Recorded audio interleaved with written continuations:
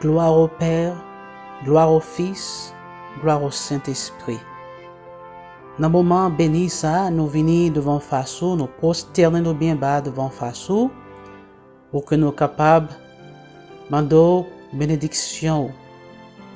Au Père, nous sommes au moment de prière, de consécration. En semaine de prière ça, nous demandons à visiter chacun de nous-mêmes, chaque petit tuyau qui devant ou, qui devant Fassou. Nous demandons à déverser bénédiction sur nous. Ou qu'on ait prié nous yo, qu'on ait bu, prier nous yo, qu'on ait besoin nous yo. Nous présenter tout devant. Nous demandons avec chaque monde qui dans un moment difficile, chaque monde qui dans un moment côté qui est malade, chaque monde qui gagne des difficultés côté que l'homme pas capable d'aider. Et on connaît besoin ça plus que nous-mêmes. Nous demandons à intervenir. Et que grâce au capable d'accompagner nous chaque, Saint-Esprit est capable là avec nous pour nous force, courage pour nous avancer avec course chrétienne. Aidez-nous dans le moment prière ça yo, nous va joindre dans nous-mêmes paix et force que nous avons besoin pour que nous soyons capables de préparer nous pour le ciel.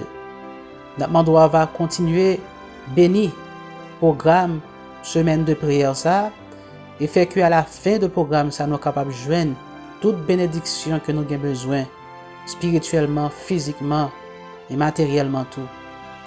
Nous demandons à béni prédicateur capable de présenter parole et que Saint-Esprit est capable d'accompagner lui afin que nous toutes nous capables d'édifier. Nous connaissons pas bon pas dit devant face mais nous prenons nom Jésus-Christ, lui qui vit et qui règne au siècle des siècles. Amen.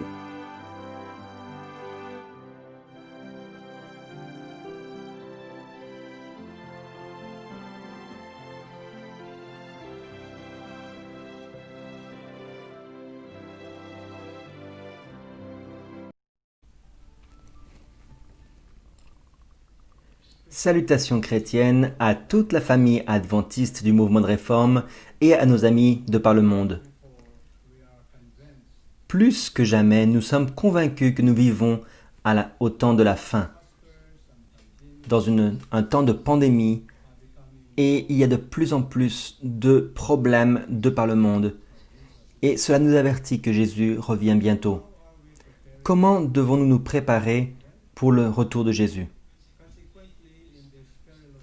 Et dans ces temps difficiles, nous avons besoin d'avoir des relations familiales très fortes afin que nos familles puissent briller dans l'Église, dans la communauté là où nous vivons et dans le monde. Satan travaille tellement dur pour détruire le cœur de l'Église, qui est la famille. Il vise spécialement à attaquer le peuple de Dieu qui craint le Seigneur pour détruire les relations familiales internes. Premièrement, il essaie de couper le lien qui attache le mari à la femme. Il amène des problèmes maritaux, des problèmes financiers, des problèmes de santé qui vont provoquer des animosités et finalement vont causer des séparations et des divorces. Et plus que cela, Satan aussi insinue auprès de nos enfants et pousse les enfants à être désobéissants à leurs parents. Et quelle tristesse de voir lorsque l'unité familiale est totalement détruite par Satan. Vous savez, mes chers amis, notre seule sécurité, c'est d'amener nos familles au pied de notre Seigneur Jésus-Christ, qui est notre Sauveur et Seigneur. En réalité, souvent, on dit « moi »,« elle »,« lui ». Cela doit être transformé pour avoir une relation parfaite dans le foyer. Et on doit dire « lui », Jésus-Christ, doit être en premier, elle, qui doit être mon épouse ou mon époux, puis ensuite moi, qui doit être le dernier. C'est la seule formule qui fonctionne pour avoir la paix et la tranquillité dans le foyer. D'après Sir White, dans les documents qu'elle a écrits en 1888, elle disait « Prenez Jésus avec vous dans vos cœurs, vos maisons, et présentez-le à vos voisins.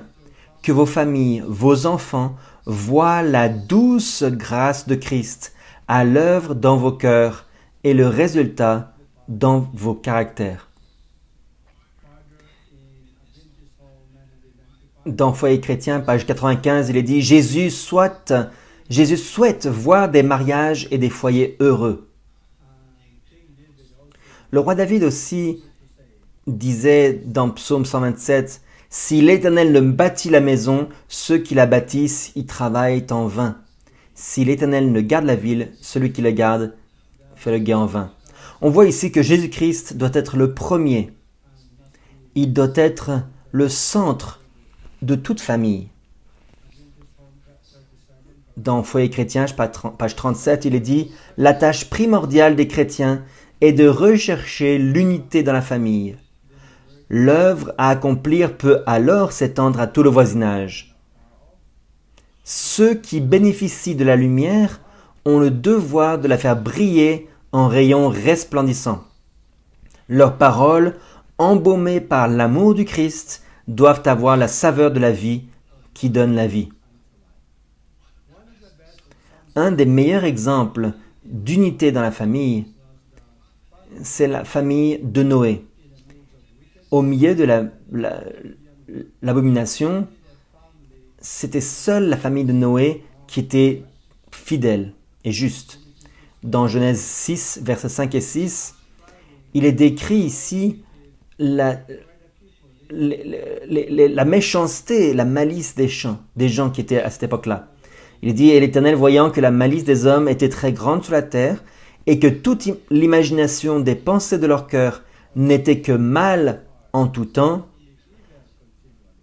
il se repentit d'avoir fait l'homme sur la terre, et en eut du déplaisir dans son cœur. Et l'Éternel dit, « J'exterminerai de dessus la terre les hommes que j'ai créés, depuis les hommes jusqu'au bétail, jusqu'aux reptiles et même jusqu'aux oiseaux des cieux, car je me repens de les avoir faits. » Et verset 8, « Mais Noé trouva grâce devant l'Éternel. » Verset 13 et 14, « Et Dieu dit à Noé, « La fin de toute chair est venue devant moi, car ils ont rempli la terre d'extorsion, et voici, je les détruirai avec la terre. Fais-toi une arche de bois de gopher, tu feras l'arche par loge, et la calfeutreras de bitume par dedans et par dehors. » Nous voyons aussi que parmi toutes les personnes qui étaient dans le monde antédiluvien, seule la famille de Noé a été trouvée fidèle aux yeux de Dieu. Et un autre texte de l'Esprit de prophétie en anglais nous dit « Les descendants de Seth étaient appelés fils de Dieu. Les descendants de Caïn, fils des hommes. Tandis que les fils de Dieu se mêlaient avec les fils des hommes, ils devinrent corrompus et, en se mariant avec eux, et à travers l'influence de leurs femmes, perdirent leur caractère saint et spécial. Mais il y en eut quelques-uns qui agirent selon la justice, qui craignaient et honoraient leur Créateur. Noé et sa famille étaient parmi les quelques justes. »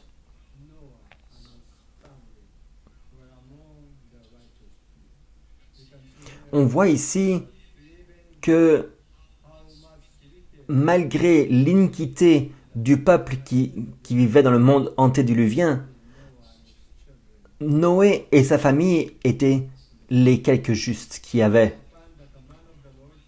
Et lorsque Dieu a donné l'ordre de construire l'arche, c'était incroyable de voir que tous les membres de la famille de Noé ont travaillé ensemble pour se préparer, depuis le début jusqu'à la fin. Et par leur fidélité, ils ont attiré d'autres personnes pour les aider. D'autres personnes les aidaient. Et lorsque l'arche a été pratiquement terminée et finie, Noé invitait tout le monde à rentrer dans l'arche. Il donnait la possibilité spécialement à ceux qui avaient aidé à la construction. Mais malheureusement, seulement sa famille a finalement obéi et est rentré dans l'arche. Voyons comment le Seigneur a amené les eaux. Dans Genèse 7, versets 11 et 12, en l'an 600 de la vie de Noé, au second mois, le 17e jour du mois, en ce jour-là, toutes les fontaines du grand abîme furent rompues, et les bondes des cieux furent ouvertes. Et la pluie tomba sur la terre pendant 40 jours et 40 nuits. En ce même jour, Noé et Sem, Cham et Japheth, fils de Noé, entrèrent dans l'arche avec la femme de Noé et les 3 femmes de ses fils avec eux.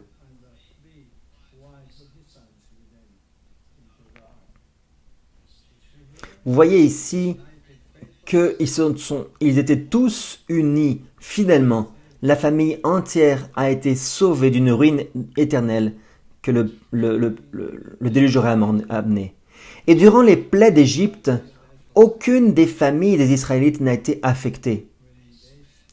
Lorsqu'ils ont passé la dernière nuit en Égypte, lorsque le premier-né des Égyptiens était tué, les Israélites, les familles israélites étaient un havre de paix parmi les Égyptiens. Regardez ce qui est dit dans Exode 12, verset 21 et les versets suivants. Comment est-ce qu'il est expliqué cette situation? Moïse donc appela tous les anciens d'Israël et leur dit: choisissez et prenez un petit d'entre les brebis ou d'entre les chèvres, selon vos familles, et égorgez la Pâque. Puis vous prendrez un bouquet d'hysope et le tremperez dans le sang qui sera dans un bassin, et vous arroserez du sang qui sera dans le bassin, le linteau et les 2 poteaux. Et nul de vous ne sortira de la porte de sa maison jusqu'au matin.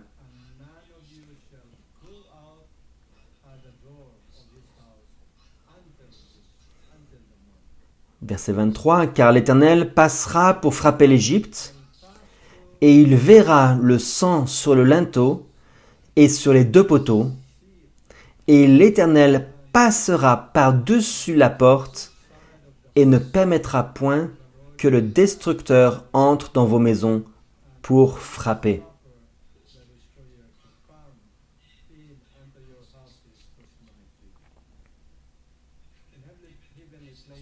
Dans Témoignages pour l'Église, volume 2, page 217, paragraphe 3, il est dit: quand l'ange destructeur se préparait à passer au-dessus du pays d'Égypte pour frapper les premiers-nés des hommes et du bétail, les Israélites avaient été invités à faire rentrer leurs enfants et à mettre du sang sur les linteaux des portes de leur demeure, et personne n'en devait sortir, car quiconque serait trouvé parmi les Égyptiens périrait avec eux.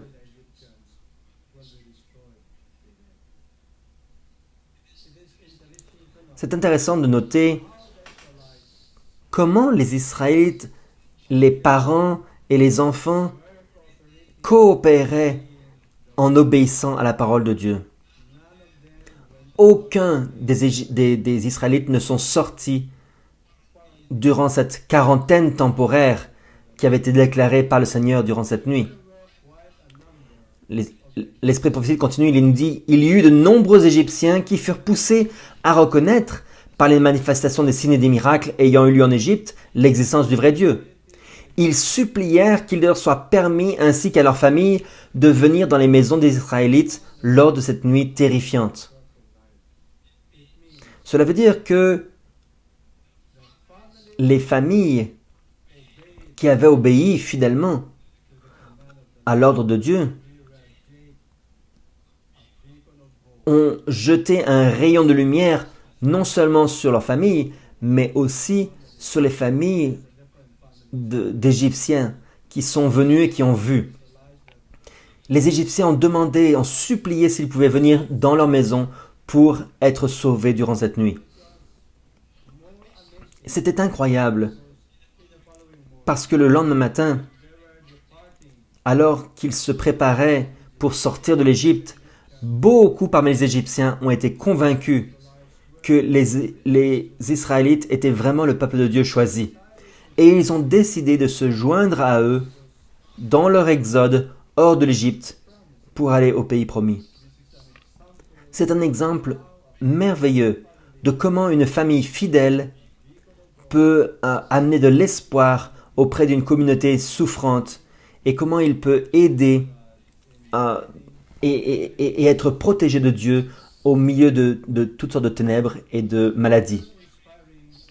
Un autre exemple très intéressant, très inspirant, c'était la famille de Josué.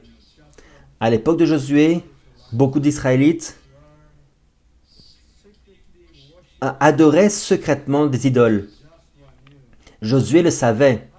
Il savait qu'un chrétien, un service chrétien à moitié ne va pas être acceptable auprès du Seigneur. Et il a fait un appel très touchant, plein de persuasion auprès des parents d'Israël afin qu'ils puissent prendre de bonnes décisions.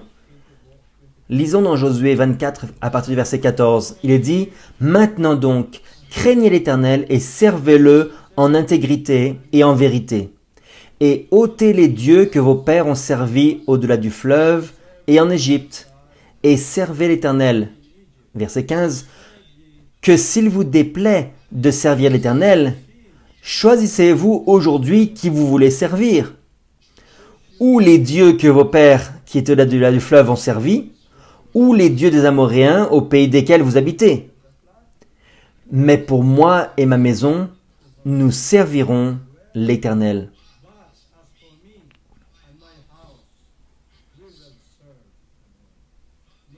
Remarquez ici à quel point Josué était plein de persuasion et la décision de Josué était très contagieuse. Il a dit « Moi et ma maison, nous servirons l'Éternel. » Il y a des gens qui ont répondu tous ensemble, positivement. Regardez ce qu'ils ont dit. Au verset 16 et 17, il est dit « Alors le peuple répondit et dit « À Dieu ne plaise que nous abandonnions l'Éternel pour servir d'autres dieux. Car l'Éternel notre Dieu est celui qui nous a fait monter, nous et nos pères, hors du pays d'Égypte, de la maison de servitude, et qui a fait devant nos yeux ces grands signes, et qui nous a gardés dans tout le chemin par lequel nous avons marché, et entre tous les peuples parmi lesquels nous avons passé. »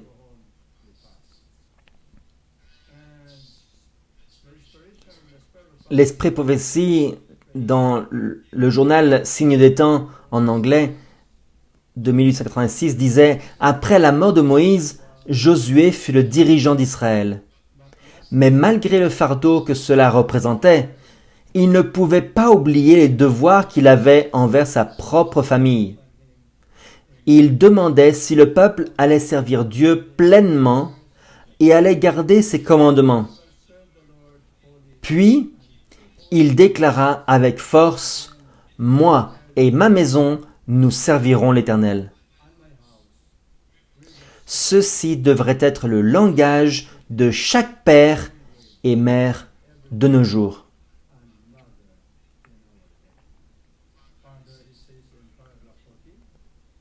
Puis, toujours dans le signe des temps, nous avons maintenant le privilège de décider si nous voulons être comptés parmi les serviteurs de Dieu ou de Satan.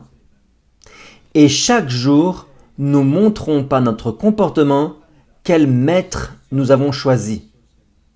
Si nous sommes sages, nous déciderons, comme l'a fait Josué, « Moi et ma maison, nous servirons l'Éternel. » Une autre famille qui a encouragé la communauté et les membres de cette famille, c'était la famille d'Abraham. Le Seigneur a loué Abraham pour la manière dont il avait éduqué sa famille. Lui et sa famille avaient suivi fidèlement tous les désirs du Seigneur. Regardez comment le Seigneur décrit la méthode d'Abraham pour pouvoir enseigner sa famille. dans Genèse chapitre 18, verset 8.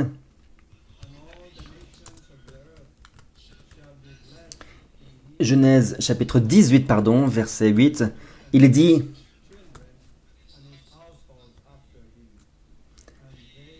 je m'excuse, Genèse 8, verset 18, apparemment il y a une erreur ici avec le verset.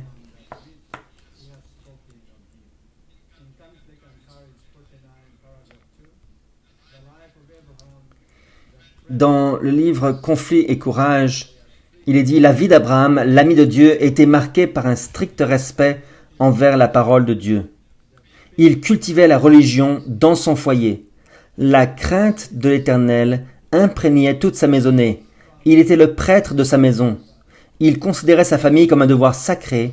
Son foyer comportait plus de 1000 âmes et il les dirigeait tous, parents et enfants, vers le divin souverain. »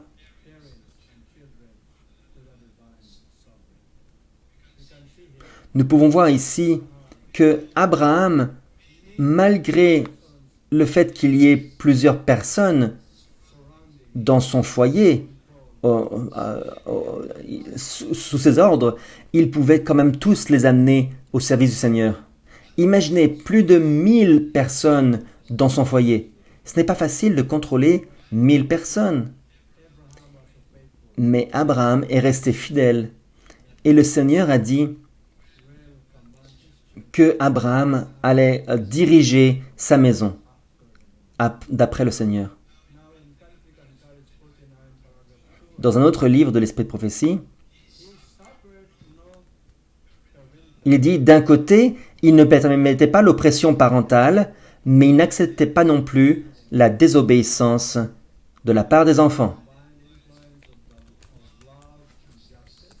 Par l'influence combinée de l'amour et de la justice, il dirigeait sa maison dans la crainte de Dieu et l'Éternel apportait un témoignage favorable de sa fidélité. Abraham donnait non seulement une instruction juste, mais il soutenait des lois justes. Vous voyez ici, mes amis, le modèle d'Abraham, le modèle qu'il utilisait pour sa famille, est vraiment digne d'imitation. Le verset tout à l'heure était dans Genèse 18, versets 18 et 19. Donc, Abraham était un père équilibré. Il n'était pas trop tolérant, mais il n'était pas non plus plein d'injustice et d'abus. Il combinait l'amour et la justice. Et c'est comme ça que nous pouvons contrôler notre famille et les diriger dans la crainte de l'Éternel. Tout le monde dans la famille va se soumettre à Abraham. Pourquoi? Parce qu'il les aimait tellement et il les contrôlait et lorsqu'il il les reprenait lorsqu'ils faisaient des erreurs. En réalité, il ne les opprimait pas d'un côté, mais de l'autre côté, il ne supportait pas la désobéissance filiale. Donc c'est la combinaison de l'amour et de la justice. C'était le modèle d'un bon père. Il est dit, Abraham est appelé le père des fidèles. Parmi les choses qui le rendaient un remarquable exemple de piété, était la stricte obéissance envers les ordres de Dieu dans son foyer. Il cultivait une religion dans son foyer. Celui qui voit l'éducation qui est donnée dans chaque maison et qui mesure l'influence de cette éducation disait « Je le connais et je sais qu'il commandera à ses enfants et à sa maison après lui de garder la voie de l'Éternel pour faire ce qui est juste et droit afin que l'Éternel fasse venir sur Abraham tout ce qu'il lui a dit. » Donc, chaque fois qu'Abraham allait quelque part, il construisait toujours un autel pour offrir des sacrifices au Seigneur. Chaque matin, ainsi que chaque soir. Dès qu'il partait de cet endroit-là, les gens qui vivaient ici dans cet endroit-là était toujours capable d'expliquer, de savoir, et il connaissait la crainte de Dieu qu'Abraham avait.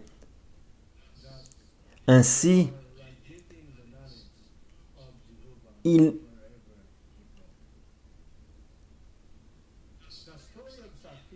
l'histoire de Zachée aussi est une leçon très vivante pour nous.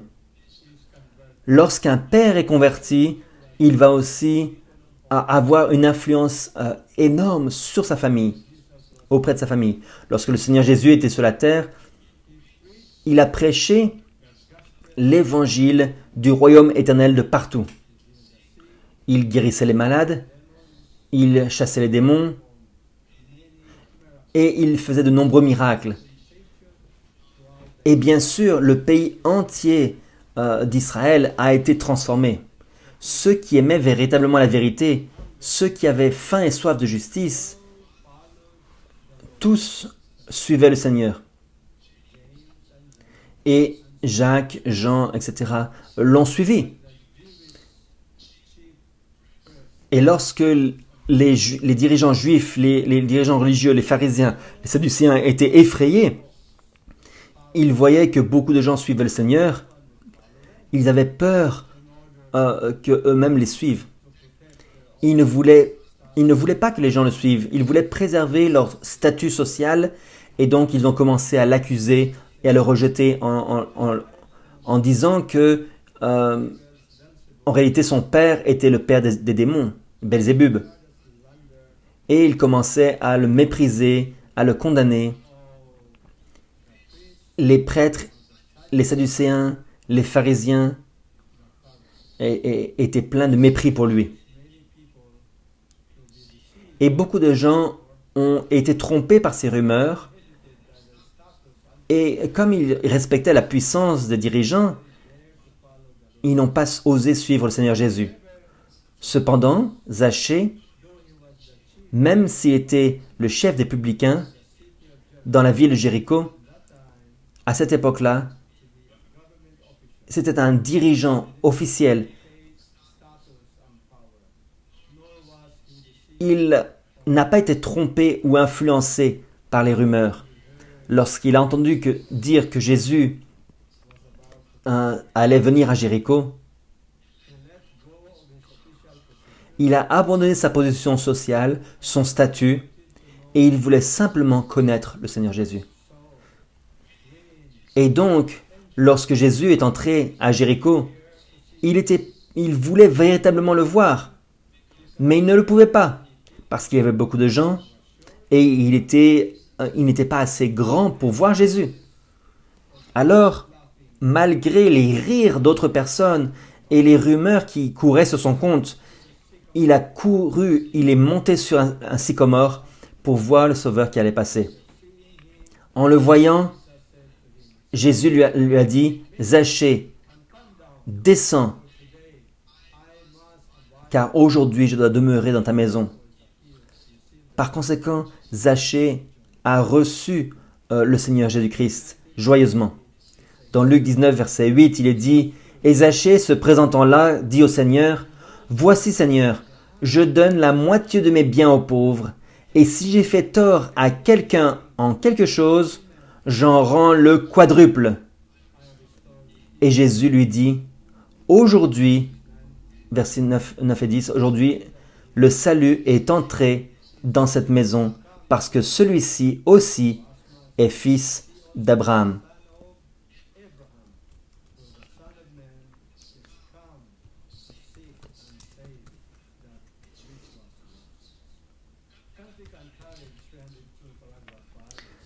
Dans aussi un livre de l'Esprit de prophétie, il est dit, à Zachée, le Sauveur dit, aujourd'hui, le salut est entré dans cette maison.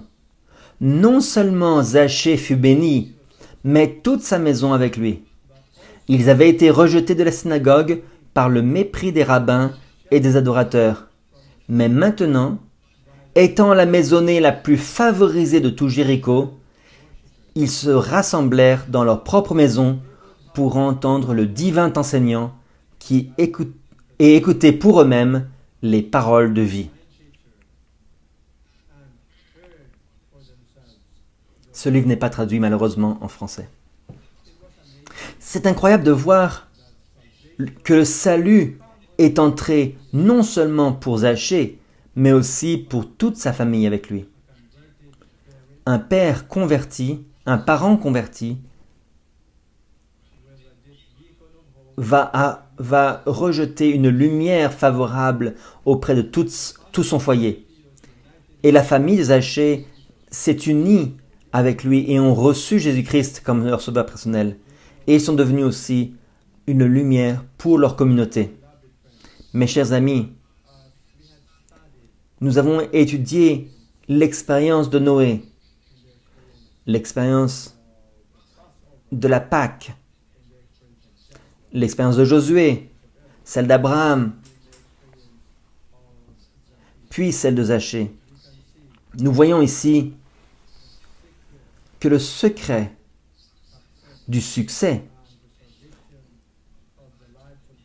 et avoir la vie éternelle au milieu et la préservation d'une vie au milieu de troubles, c'est être uni avec Christ. La question donc, c'est quel est le secret pour avoir l'unité familiale, pour que nous puissions avoir de l'espoir dans nos foyers et pouvoir donner cet espoir partout où nous allons. Dans Foyer chrétien, page 170, paragraphe 6, il est dit « C'est le fait de vivre loin du Christ qui engendre la division et la discorde dans les familles et dans l'Église. S'approcher du Christ, c'est s'approcher les uns des autres. Le secret de la véritable unité dans l'Église et dans le foyer ne réside pas dans la diplomatie, ni dans une bonne gestion, ni dans un effort surhumain pour vaincre les difficultés, mais dans l'union avec le Christ. Vous voyez, mes amis, si vous voulez être une lumière partout autour de vous, vous devez avoir l'union dans la famille avec Christ. Pour avoir une unité dans la famille, il doit y avoir une union en Christ. Faites entrer Jésus dans vos foyers. Si le ciel est un bon endroit, pourquoi ne pas faire de votre maison un petit coin de ciel sur terre? Si vous voulez vivre dans le ciel, vous devez essayer de vivre avec joie ici sur la terre. Faites de vos foyers un petit ciel sur terre. Beaucoup de familles commettent de grandes erreurs en pensant que l'argent peut répondre à tous les problèmes et peut leur donner le bonheur. Oui, c'est vrai que l'argent peut acheter un lit, mais il ne peut pas acheter le sommeil. L'argent peut acheter des médicaments, mais pas la guérison. L'argent peut acheter du pain, mais pas la satisfaction. L'argent peut acheter une maison, mais pas un foyer. L'argent peut acheter presque tout, mais pas le bonheur. Qui seul peut donner le bonheur dans chaque foyer? Dans Foyer chrétien, page 27, paragraphe 3, la présence du Christ peut seule procurer le bonheur aux hommes et aux femmes. Le foyer devient alors un Éden de félicité. La famille, un remarquable symbole de la famille céleste. Que le Seigneur puisse bénir nos familles de par le monde, tandis que nous nous préparons à faire face aux événements finaux qui arrivent.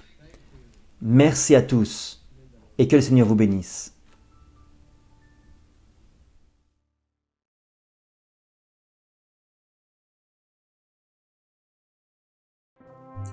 Merci papa. Merci pour le message que vous voyez à nous.